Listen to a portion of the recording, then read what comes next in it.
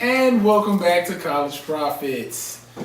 Speaking of profits and profiting, that's a good one. We're still awaiting a decision any day now, or week, or month, in this whole Ed Obannon and the college players versus the NCAA.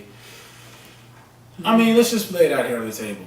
They presented a pretty good case. The NCAA has pretty much been tripping over their own feet here, just trying to make it to the point where, like, look, let's just liberate. The judge is having, I wouldn't say a hard time, but this is a very monumental decision. So don't rush, take your time. But any day now would be great. I mean, and what's this whole thing about a modest amount of money and even pay? I don't think that's necessarily going to work. I just feel like if I'm able to sign a contract, or not even a contract, let's say I'm signing autographs, or people want, Johnny Manziel t-shirts or Johnny Manziel jerseys. Why can't I get a little bit of the cheese? Is that wrong? How do you feel? Well, first let me make sure everybody knows what we're talking about. Explain a little bit.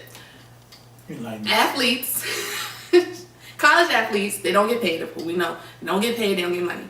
But a judge is going to make a decision to decide if, certain players can get a little bit of pay or a lot of bit of pay off of their talents.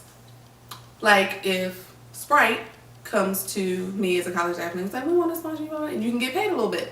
So, do I think it should happen? Yes. I don't think college players should get paid for playing, but if you are a dominant player in the league, such as Johnny Manziel, right, and someone wants to sponsor you, why not? You're that good. You don't want to be poor, and it's not that you're going to get lump sums of money as a professional athlete, but you will be in a trust. It'll be in a trust fund. I mean, I can see that. I mean, if we're going the whole putting the money in a trust fund route, and I feel like if you're going to do that, then I don't think there should be a cap on it.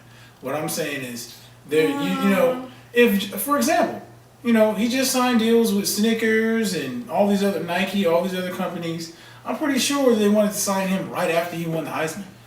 His first year actually really playing on campus. Yeah. I mean, he was still a college athlete.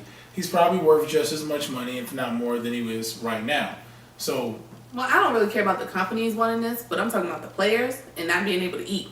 And if you are that good, he can eat a lot. Of course he can now, Lobster. But 2 years ago he couldn't because he was, players have to do illegal things to try to get money to eat. So if a company wants to sponsor you and give you a little bit of money here and there or whatever, I don't see nothing wrong with it. I agree. That brings up another point that I think that, a lot of the guys who are out there, like you said, doing things that aren't necessarily, right. But what it is bad for the players that are not that dominant on the field, y'all still gonna be hungry. And on that note, we'll go ahead and wrap that segment up, and we'll see you guys on the other side of the break.